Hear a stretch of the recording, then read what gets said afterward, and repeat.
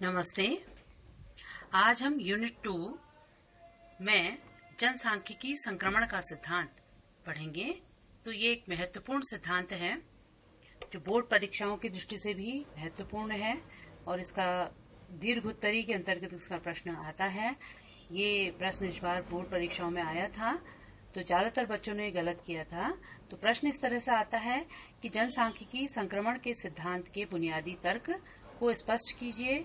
संक्रमण अवधि जनसंख्या विस्फोट के साथ क्यों जुड़ी है।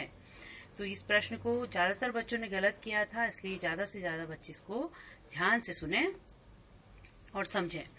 ठीक है, तो शुरू करते हैं जनसांख्यिकी संक्रमण का सिद्धांत। तो इस सिद्धांत का प्रतिपादन 1929 में W.S. थॉमसन ने किया और बाद में इसे 1945 में W. नेटोस्टीन ने संशोधित किया। इन्होंने यूरोप, ऑस्ट्रेलिया और अमेरिका में प्रजनन व मृत्यु दर की प्रवृत्तियों के अनुभव के आधार पर यह सिद्धांत दिया। तो अब सिद्धांत देखिए क्या है कि जनसंख्या का एक आधुनिक सिद्धांत है। किस तरह से जनसंख्या, ये सिद्धांत बताता है कि जनसंख्या को विकास की विभिन्न अवस्थाओं से गुजरना पड़ता है। जिस तरह से मानव के विकास की विभिन्न अवस्थाएं हैं, जैसे शैशवावस्था, बाल्यावस्था, किशोरावस्था, तो उसी तरह से किसी भी देश की जनसंख्या को विभिन्न अवस्थाओं से गुजरना पड़ता है।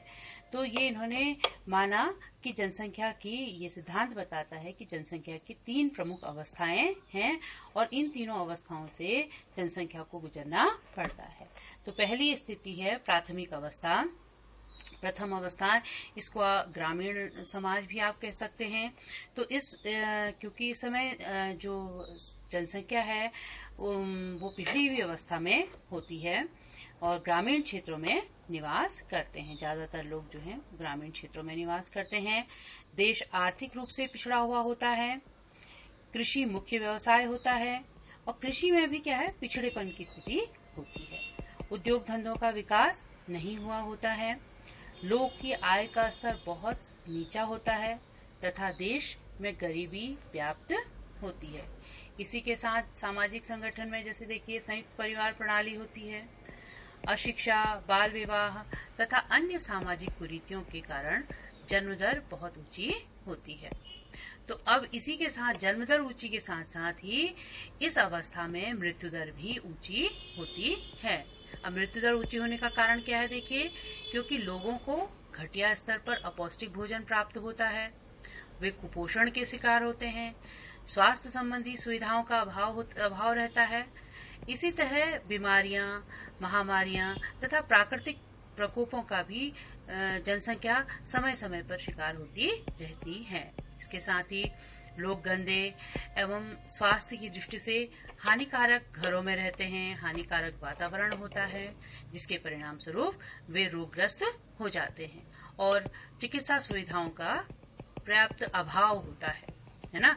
तो इस कारण से मृत्यु दर इस अवस्था में अधिक होती है। अब देखिए, चूंकि जन्म दर भी अधिक है और मृत्यु दर भी दोनों ऊंची रहती है, अतः जनसंख्या इस अवस्था में लगभग स्थिर रहती है। ठीक है, तो लगभग स्थिर ये अवस्था ऐसी है जिसमें जनसंख्या बहुत बढ़ नहीं पाती क्योंकि मृत्यु दर भी उतनी ही अधिक है। तो अब द्वितीय अवस्था में चलते हैं। तो द्वितीय अवस्था जो है वो, इसको हम नगरीय समाज भी इसको कहा जा सकता है कि नगरीय समाज में इस तरह की अवस्था देखने को मिलती है।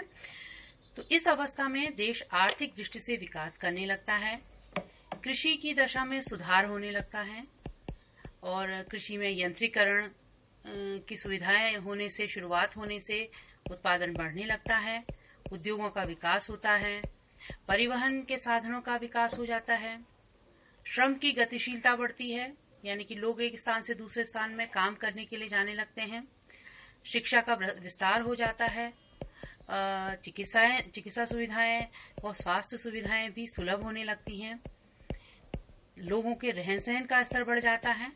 तो इन सब के परिणाम स्वरूप मृत्यु दर घटने लगती है। परंतु यहाँ पे एक बहुत जो महत्वपूर्ण बात है वो है कि लोगों के सामाजिक सोच में कोई विशेष परिवर्तन नहीं आता है।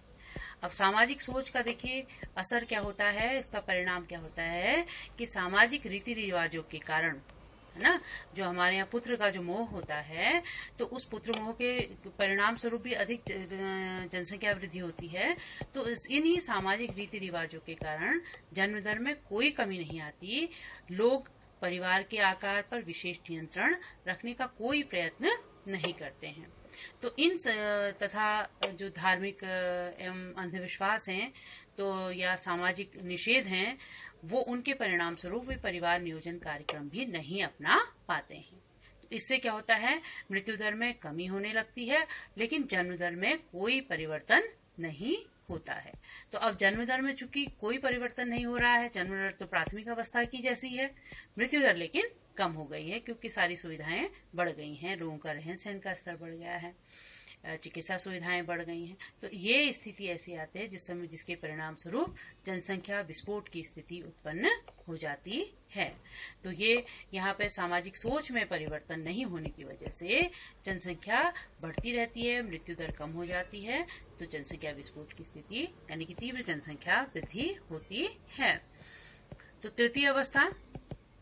तृतीय अवस्था में ये इसको विकसित अवस्था या औद्योगिक अवस्था भी कह सकते हैं।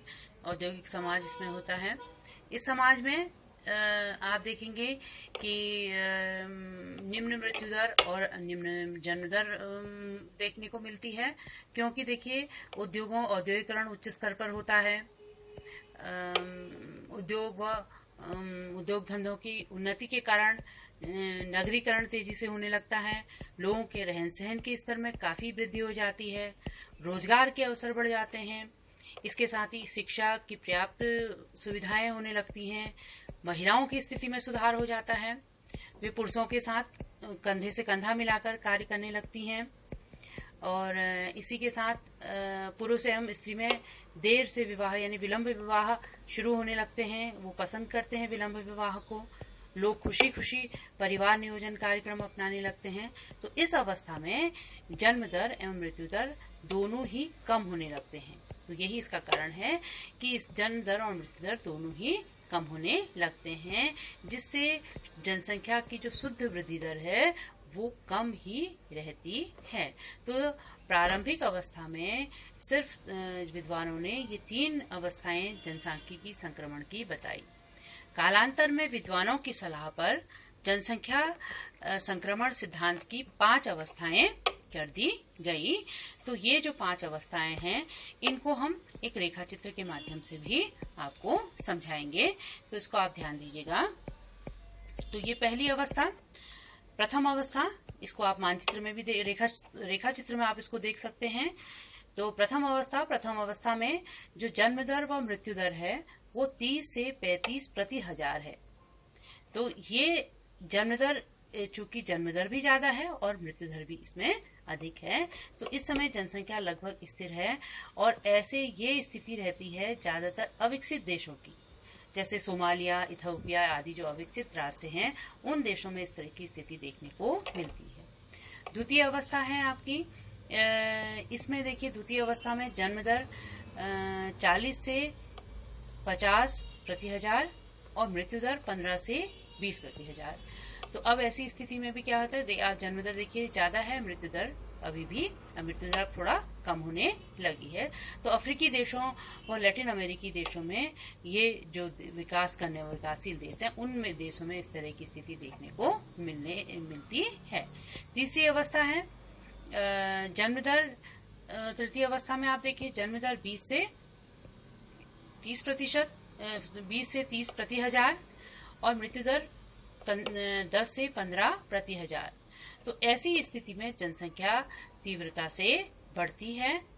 तो क्यों भारत में ये जो स्थिति है 1991 में देखने को मिली, तो ये तीव्र जनसंख्या वृद्धि इस अवस्था में देखने को मिलेगी, क्योंकि जन्म दर नियंत्रित नहीं हो रही है सामाजिक सोच के परिणाम स्वरूप, और मृत्यु दर चिकित्सा सुविधाओं और तमाम तरह की जो सुविधाएं हैं सरकार द्वारा मिलती हैं या लोगों की सोच में लोगों को के रहन सहन के स्तर में वृद्धि के कारण जो उनको सुविधाएं मिलती हैं तो उससे मृत्यु दर में कमी आने लगती है। तो भारत 1991 में इस स्थिति में पहुंचा। चौथी स्थिति आपकी आई जिसमें देखिए जन्म दर 10 से 15 प्रति हजार और मृत्यु दर 10 प्रति हजार है। अब इसमें यहाँ पर मृत्यु दर और कम हो गई है ना। तो यूरोप के जो देश हैं वो इस स्थिति में आते हैं, लेकिन जन्म दर भी यहाँ अब कम होने लगी है। तो जन्म दर भी थोड़ा घटने लगी है और इसके साथ ही मृत्यु दर तो बहुत उससे ज्यादा कम है। तो यूरोप के देश जो हैं वो इस स्थिति में आते हैं। तो पांचवी अवस्था है पंचम अवस्था, जिसमें जन्म दर अति न्यून है और मृत्यु दर भी बहुत कम है। यानी कि ऐसी स्थिति में मृत्यु दर कम होने से जनसंख्या वृद्धि की जो दर होती है वो ऋणात्मक होने लगती है। तो जहां तृतीय अवस्था में जनसंख्या विस्फोट की स्थिति आपको देखने को मिल रही थी, वहीं पंचम अवस्था में ये जनसंख्या वृद्धि की जो स्थिति है वो ऋणात्मक होने लगती है। तो विकसित अति विकसित देश जैसे स्विट्जरलैंड है, बेल्जियम है, आइसलैंड है, वो इस स्थिति में आते हैं। तो इस तरह से जनसंख्या विस्फोट की जनसंख्या संक्रमण का सिद्धांत जो है वो बताता है कि संक्रमण अवधि एवं विकास जो है वो जनसंख्या विस्फोट से जुड़े हुए हैं। तो इसलिए जनसांख्यिकी संक्रमण का सिद्धांत बताता है कि किस तरह से जो जनसंख्या है वो विभिन्न अवस्थाओं से गुजरती है और उस अवस्थाओं से गुजरते हुए वो देश की अर्थव्यवस्था एवं विकास को प्रभावित करती है। Thank you.